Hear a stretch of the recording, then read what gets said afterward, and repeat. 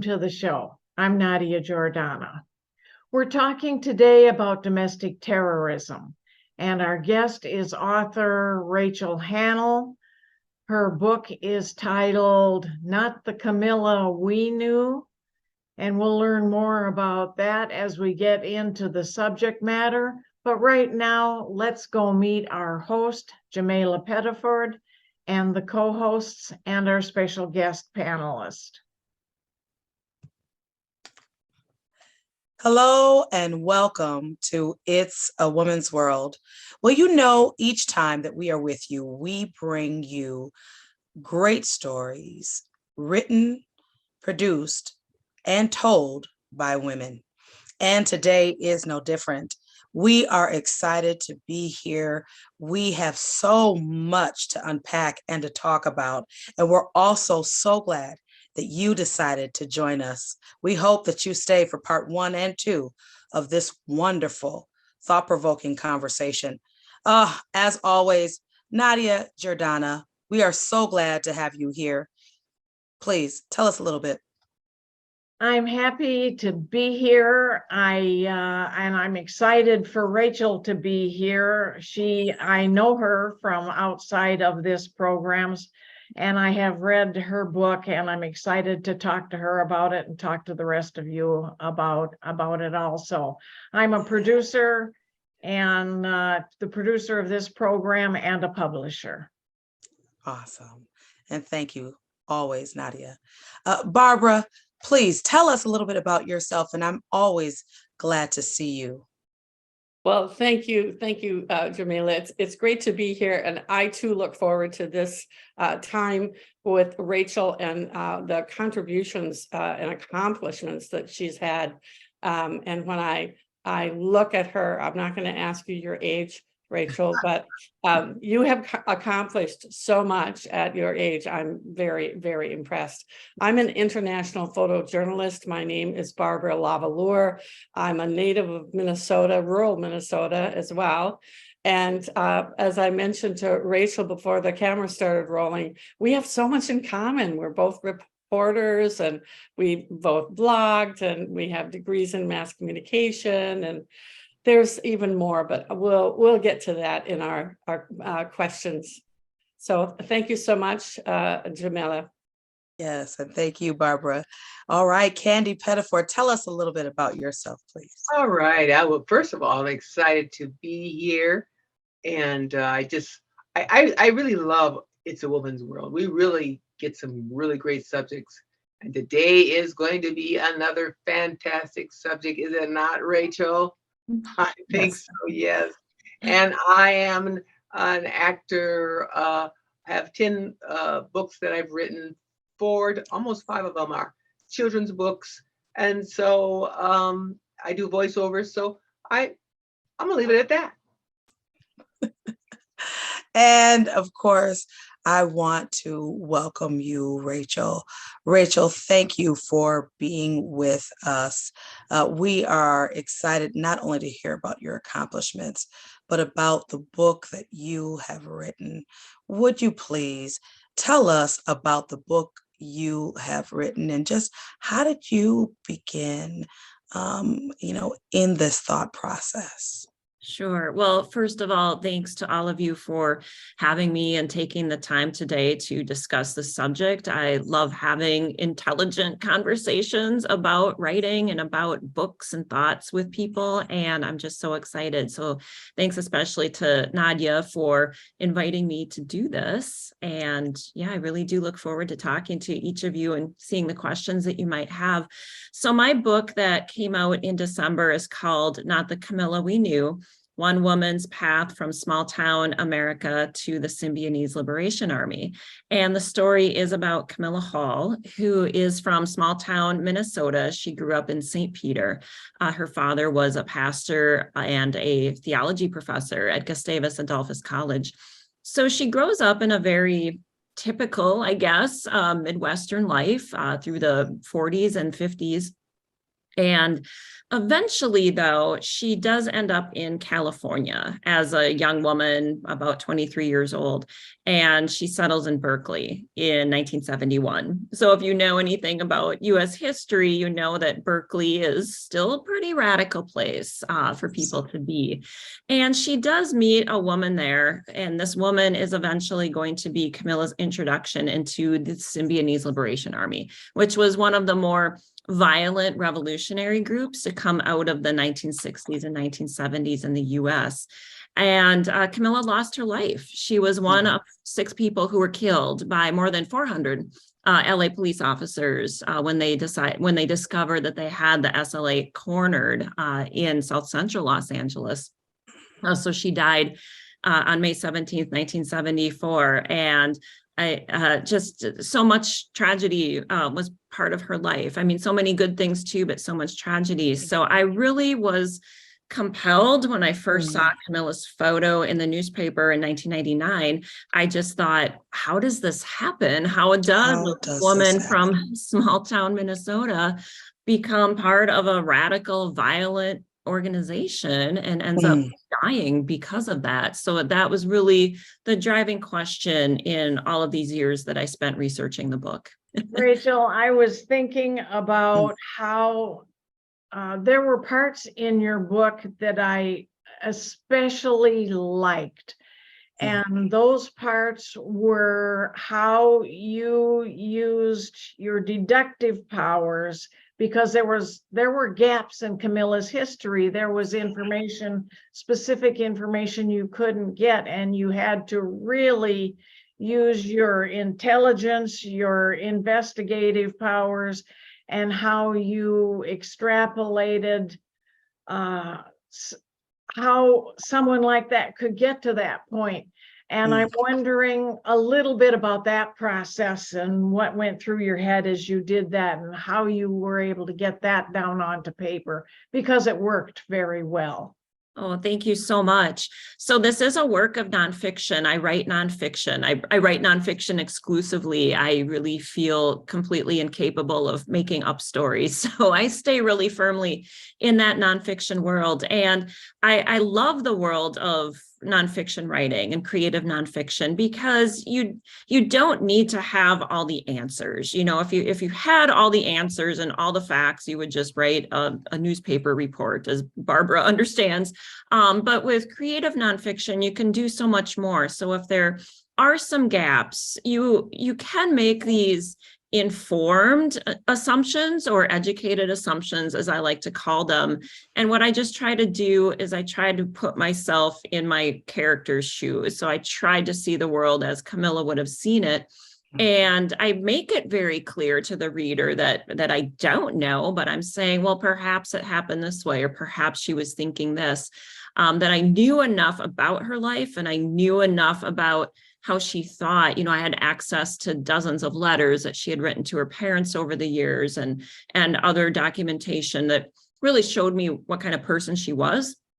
So I felt like it wasn't that huge of a leap to try to figure out what she might have been thinking, or what she might have been doing during some of those gaps where I didn't know exactly what she was doing. I'd like to ask a question that normally I'd probably ask at the end of an interview, but I'm going to switch it around a little bit just for the fun of it. As someone who has done hundreds of interviews over the last 55 years, what is the one question that you've always wanted the interviewers to ask you, but they've never asked you? Ask me. I can probably think of a lot of questions I wish people wouldn't ask. Can I ask one more question, Jamila? Yeah, of course.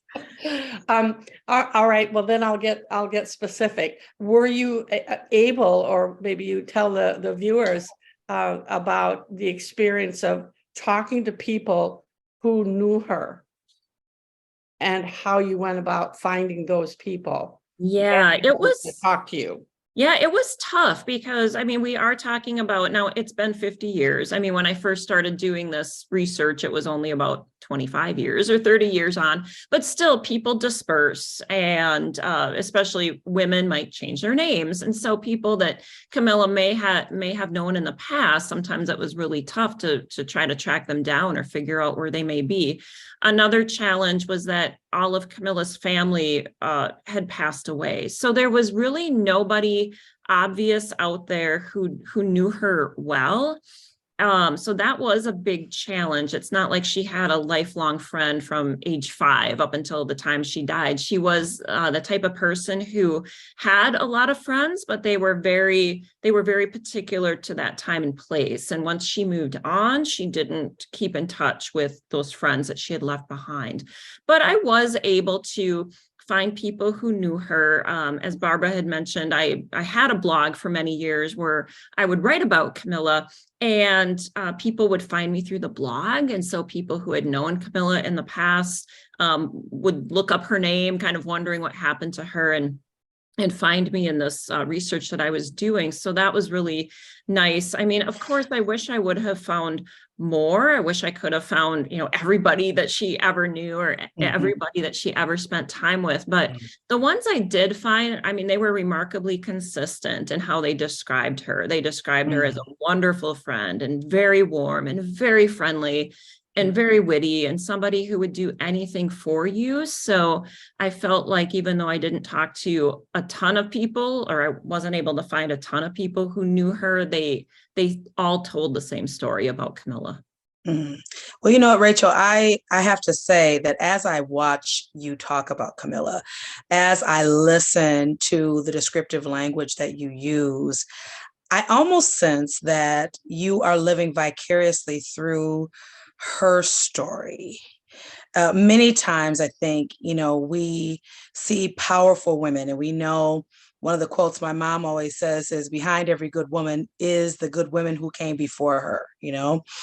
Can you talk about just really how Camilla has inspired you? Has she visited you in spirit? I mean, are you in somehow commune with Camilla in a way that is spiritual, that feels, just kind of like you can't put your finger on it, but she called to you somehow? I am so glad that you asked that question. So maybe that would be a follow-up to Barbara's question. Okay. that people don't necessarily ask me that question, but in some interviews I end up answering that question, because yes, and I always preface it by saying, like, this is gonna sound really woo-woo, but absolutely, I feel Camilla's presence so strongly, and I feel like she has been talking through me, and it was something that I really had to think about. My previous book that came out 10 years ago was a memoir, so I'm writing about myself and I'm writing about my family. So I had no qualms about writing about my dad or my grandparents who had passed away, because they were my family members. I felt comfortable speaking for them. Now with Camilla, I don't know her. I didn't know her. And I really had to ask myself some hard questions. Does she even want this story told? Does she want her face on the cover of a book for everyone to read about her story? And I just kept coming back to the answer was yes. I was getting enough signs out there. One sign would just simply be that her parents were, when they were alive, they talked about this story a lot. And I really got a sense that they wanted somebody to write about her, because they were very confused too. And the more they could talk to people, I think it helped them try to figure out what happened to their daughter. So I felt confident in that way. But then I also would get signs. Camilla drove a blue Volkswagen Beetle. And there were times where maybe I felt at the lowest point, in writing this book, oh, nobody's ever going to want to read it. Nobody's going to want to publish it. I would see blue VW cars everywhere. I would see like 3 in a day. I would see ones from the 1960s, like not even new ones. And so every time I saw that, I thought, that is a sign. She's trying to let me know that everything's going to be okay. Just keep proceeding with what you're doing. Wow. You know what? And I have to say that as you speak, as you talk about the story, that is known. If you're clued in, that is known, that you hear her voice, that she wants you to tell her story, and you're doing exactly what I think her spirit is requesting. Thank you. That's wonderful to hear. Yeah. Yeah. Well, I'd like to ask, as a writer, sometimes we have writer's block. You know, it's like, and it's really kind of a twofold question. And then also, did you go to the town where she lived and kind of drive around and just talk to people and just, so that's a twofold question, but that writer's block, because sometimes I'm like, what's happening here? So tell me, Rachel. Oh, I know, it's such an evil thing, isn't it? That Yeah. writer's block. I don't necessarily feel writer's block, but I often feel maybe I'll give myself excuses not to write, because writing's hard, right? Like, it's really hard, and you're not going to write and then publish a book the next day. Like, it's a really long process. And so for that reason, I can find excuses not to write, oh, I need to clean my house, or I need to work on my full-time job, or that kind of thing. So a lot of times I'm not making the space for writing that I know I could. And I think if people make that space, that writer's block eventually goes away, because you're creating that time for it. So I do need to be better at that. And as far as the places where Camilla lived, I was able to go and see the places where she lived. So I'm really close to St. Peter, Minnesota. I'm in southern Minnesota. So it's very easy for me to go there and go to Gustavus and go past the house where she lived there. I've been past her apartment up in Duluth. She lived there for a year up in Duluth, Minnesota. And then I was able to get a grant that allowed me go to the Bay Area. So she was in the Bay Area for about 3 years. And that was very, very helpful to me to just get a sense of place and get even just that perspective, like being in Camilla's eyes. Like, what did she see when she looked out her front door? What was her view? To me, as a writer, those kind of details are really important. What was your final summative as your objective for telling this story? What was your gift that you wanted to give to maybe other women or other folks who are maybe struggling with their voice or finding their voice? Yeah, absolutely. So one big objective I had in writing this book that really only became apparent the more I did research and the more I got into it was to basically correct the historical record. When you look into history, especially if you use newspapers, as your historical record, and obviously the SLA was in newspapers all the time, you sometimes get a really flat, one-dimensional story, mostly because there's just not the space. I mean, there's not the space in a newspaper article to get into all sorts of complexities about people and why they do the things they do. So what I found about Camilla in looking back at history and what had been reported were very surface stories and very one-dimensional, and they wanted to kind of just paint her as this one thing.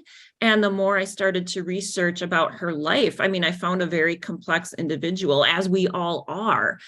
So that felt really important to me to say that, hey, there was more to her life than just these last moments of her life. And because she died in such a public, violent way, that is often the last thing that people ever saw of her. And that was the last thing she was known for. And I think this can lead us into a discussion later too, because it happens all the time, like that's how people, it's like they're frozen in amber after this one thing that they did.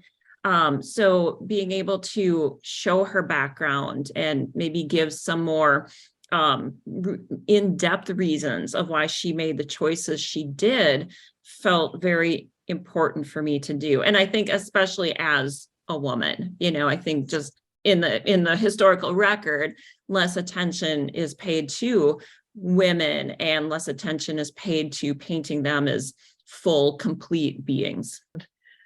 You mentioned something, and I felt the same thing when I was reading the book, as I realized this was in the 1970s, and gradually over the decades to today, not only in the United States, but worldwide.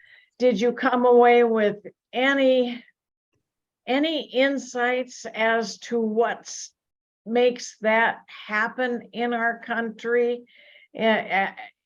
Was that, do you know if that was one of the earliest incidents there were, or had they been happening and it just didn't click in our minds at that time?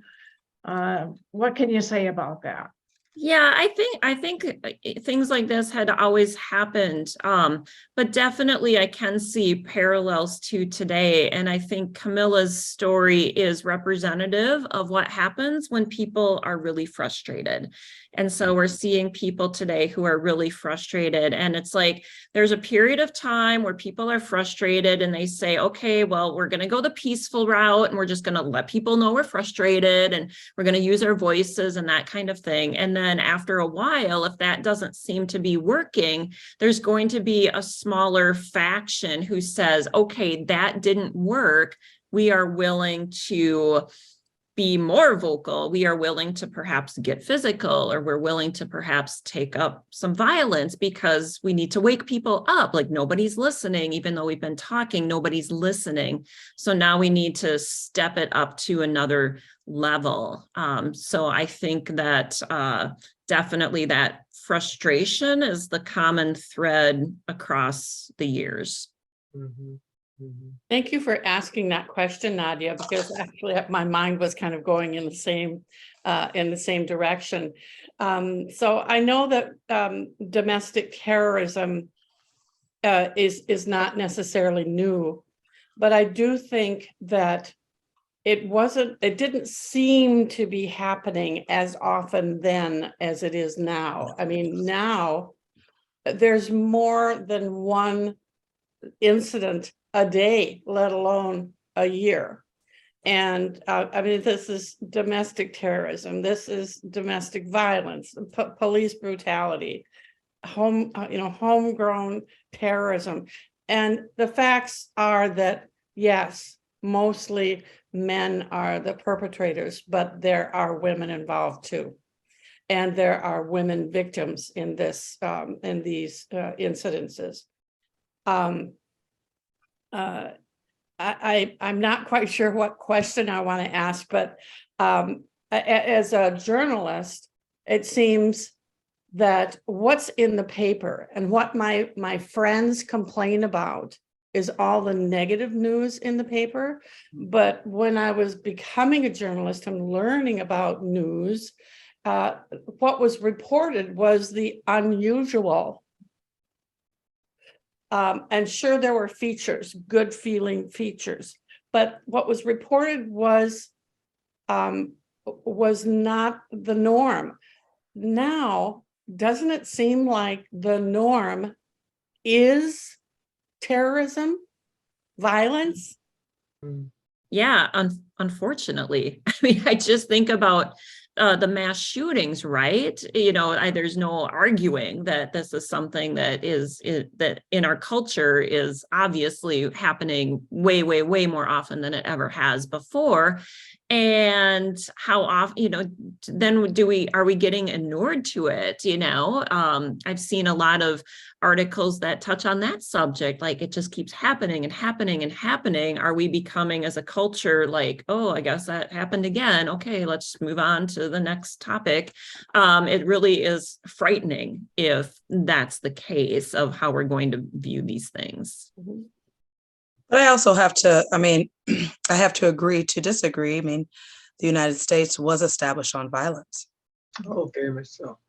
And so historically, that is as American as apple pie, that is American as the flag, this level of violence. Now, when we speak of domestic terrorism, one of the questions I want to ask you, how much of race and class come into play when we talk about Camilla, when we talk about this young lady that comes from a hodunk town in Minnesota, who goes and changes the world, her world, and those who knew her through this domestic terrorism? How much of race and class plays a role in what we are seeing when we see mass shootings, when we see things like the different bombings that are happening locally. We're not seeing Black and brown people in those areas. We are seeing truly domestic terrorists. And so talk a little bit about what you uncovered as far as the attachment to location, to race and class. Yeah, race and class factor hugely into the story of the SLA. So, if the SLA, it's one of those things where, Patty Hearst, their famous kidnap victim, like all the media attention goes on to Patty Hearst, and a lot of people are left wondering, well, what is this thing? What is even the SLA? So the SLA stands for Symbionese Liberation Army. And if you just even take a look at that title of the organization with that word Symbionese, is symbiosis. It's this idea that I think it's a biological term, but it's like two separate organisms coming together, but to work together and like work for something better, to create something better. So the SLA was born out of this idea that, hey, here's a whole bunch of different populations in the United States that are not getting any attention. They're being treated really poorly, basically non-white and non-male. So they were very conscious of, okay, we have a huge racial problem in the United States. We have a huge class problem. We have a huge problem with capitalism, like the rich are only getting richer and the poor are getting poor. So that was the basis of their organization. And if you read their manifestos or their communiques, I mean, especially the first one that is just like, hey, here's who we are and here's what we believe. Like on paper, it sounds good. I mean, who would argue with wanting to create a better society by helping the people who hadn't been helped, to that point. But where they just took it to that next level is they said, well, now we just have to arm ourselves, we have to use violence, we need a complete revolution in order to change society. And that's where not everybody's going to get on board with that piece of it. Changes. And so, Rachel, I want to thank you for being with us for this part one of this conversation of just really how do we unpack the voices in the lives of the past, to really highlight some of the things that we need to highlight and learn from some of those areas that are still remaining. And of course, we always love having you with us. And so not only voices of the past, we're bringing them all the way into the present, taking them with us into the future. So again, it's a woman's world. I am Jamila Pettiford. And just in case you didn't know, I'm Googleable. You can look me up. I am a singer, writer, poet, actress, you name it. Thank you for being with us. And we look forward to seeing you for part two of this conversation. It's a woman's world.